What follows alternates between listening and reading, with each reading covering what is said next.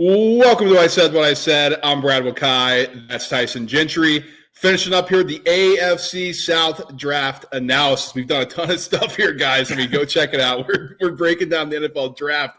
We didn't do a ton of prep, Tyson. Like normally we do a bunch of going into the NFL draft stuff. Oh, here's our top 5 positions.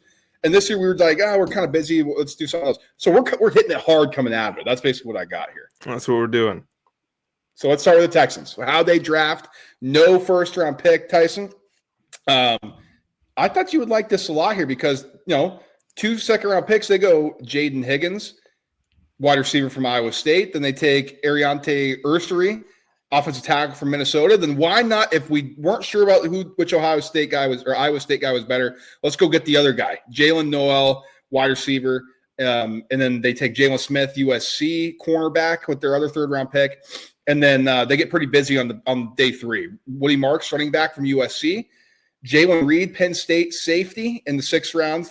Graham Mertz, quarterback from Florida. Man, this guy just gets so many opportunities there. And then closing it out, 2 7th-round picks, defensive tackle Keontae Hamilton from Rutgers and Luke Leakey, tight end from Iowa. What'd you make of this thing for Houston? I just said like the Tyler Shough thing on the last podcast, and then we moved to this one, and I pulled up the Texans, and Graham Mertz is the worst. Like, how did he get drafted in the 6th round? Shedeur Sanders sliding to the 5th round was the biggest story of the weekend. Graham Mertz walking out of this thing with a fucking team is ridiculous. He got drafted ahead of Quinn Ewers, Tyson. It's ridiculous. We're missing something with this guy. Well, I mean, he's a good-looking cat, and his girlfriend's good-looking. I mean, and you know what they say? It's like it was Moneyball, right? Nah, his girlfriend's ugly. He's got no confidence. And that's how some of these scouts are thinking. I don't know. It could be, and if that's the case, and these dudes at Iowa State are dating exclusively smokes, because these 2 wide receivers joined Xavier Hutchinson. Now they got 3 Cyclones in that wide receiver room. I do think they needed to address that wideout room. We don't know what's going to happen with Tank Dell. He's been through the ringer with injuries and all of that stuff, and maybe he's not good to go. Maybe he's never back to normal, and that's a plan they have to have. They lose Diggs after having him for 12 games or whatever it was a year ago, and Nico Collins is the alpha, but they get the wide receivers they needed. 𝐼𝐸 was like apparently on their board in round 1, so to trade up for him and get him in round 2 I think is really good. Jalen Smith I don't like it personally. I think Woody Marks, the running back from USC, I think he's a really good college player, brother, and I don't think he's going to pan out very well in the NFL, but that's why these guys are in charge and I'm not. Felt like they did a ton. I just can't get over the Graham Mertz thing. I mean, it's hard not to. I'm so mad. It's like, what? Yeah, I mean, it's just ridiculous. The guy, whatever. I think Jalen Reed's a really good football player. I was surprised he lasted the 6th round, so naturally I'm going to be a little bit biased towards that. I mean, I watched a ton of him at Penn State. I think he's a better talent than the 6th-round pick, which is surprising that he fell this far. So by that token, I think it's a good pickup for the Texans. I love what they did at wide receiver, Tyson. I mean, so the Stephon Diggs thing didn't work. We know that you need weapons here. And like CJ Stroud, everybody's like, well, they don't have offensive line. Well, we'll figure that out, I think, is kind of how they're viewing it. But CJ Stroud needs to have weapons to throw to. We saw last year how he was affected by not having weapons. Everybody thinks the guy is perfect and this and that. But he showed that he needs to have the guys to throw the rock to. And I think they're like, okay, let's get young. Let's start building around Stroud on the outside here. Yeah.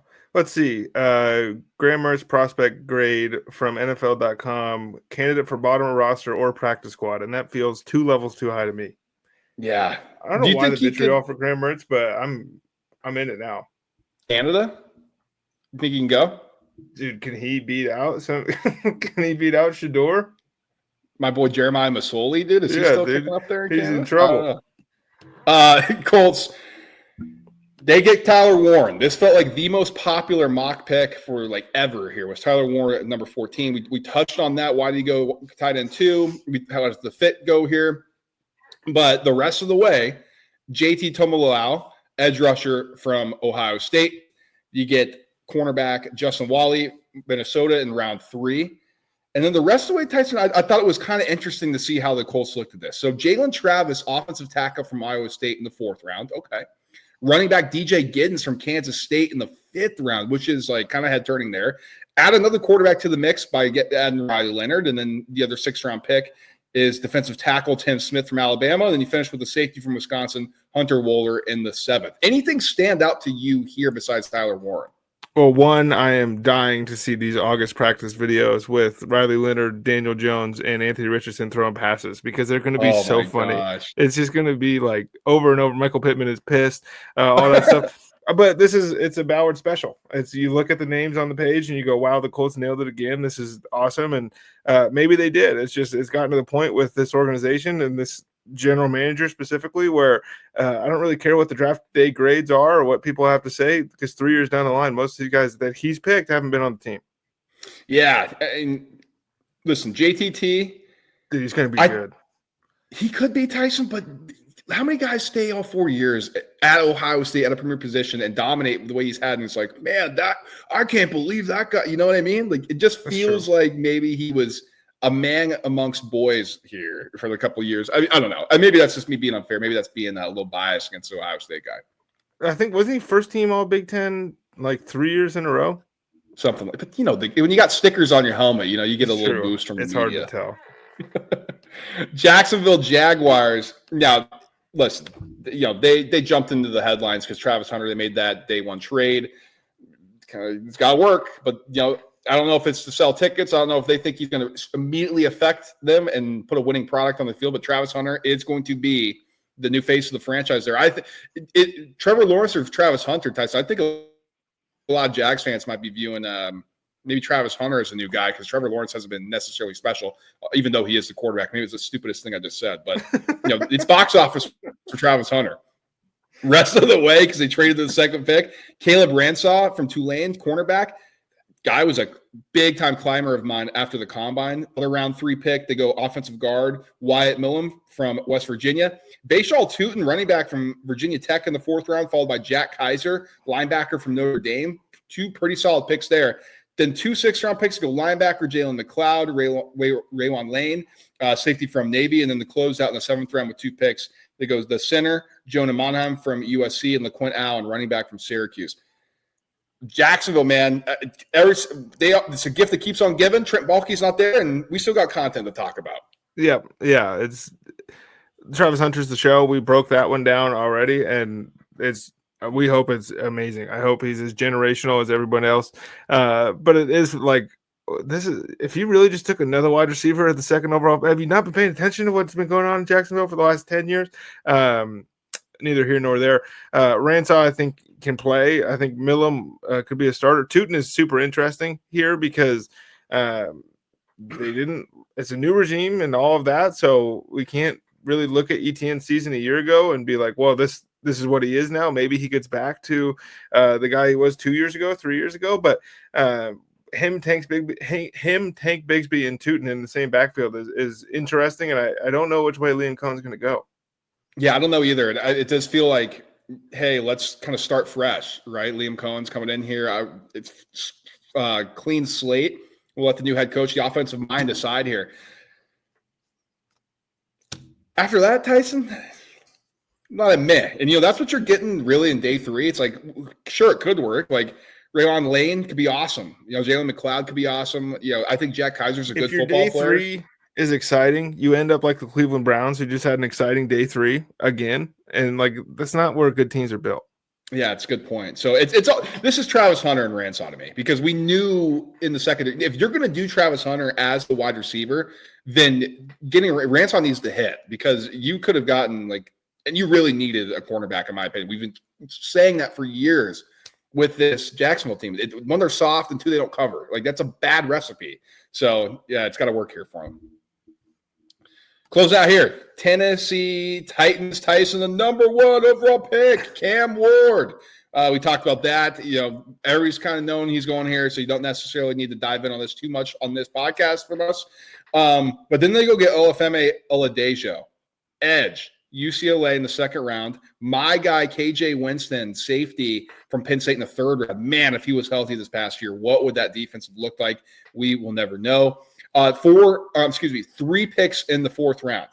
Chimari Dike, wide receiver from Florida. Gunnar Helm, the tight end from Texas. Then Eric Ehrlich, as we were really trying to figure out after the combine. Ehrlich Ayamanor, wide receiver from Stanford. Those are your 3 round 4 picks. And then you got 1 in round 5, Sacramento State offensive guard Jackson Slater. Shout out to SCS level football. The 2 6-round picks, cornerback Marcus Harris from California, and then Kalel Mullings, running back Michigan. What? How about him getting drafted and Donovan Edwards not What? getting drafted? What in the world is going on here? Who could have seen this coming? If only there was a podcast out there that was telling you guys. I'm just kidding. The Mullings thing is funny because it was like, well, Pollard and Spears are probably going to lose their job to one of these running backs in this crazy deep class. So the fact that they took the guy, least likely, we'll see, to take their jobs was interesting. The Amenor pick was awesome. This team needs as many pass catchers as they can get, and we can go into like Winston and adding the edge rushers and all of that other stuff. But this is, if Cam Ward hits, you won. You did it. It was a good draft. And if he doesn't and everybody else hits, still a bad draft. Yeah, right. When you're drafting number 1 overall, you need to pick the guy. And you think Cam Ward's the guy. If he's not the guy, then you're in trouble. If he is the guy, okay, there you go. You got your guy.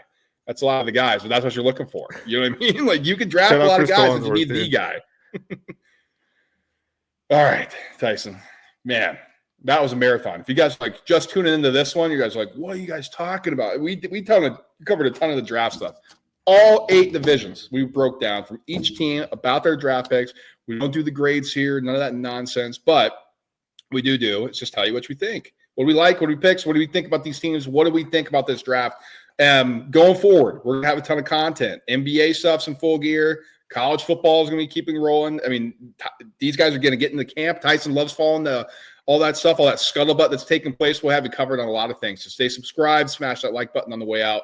We'll talk to you guys soon. Peace.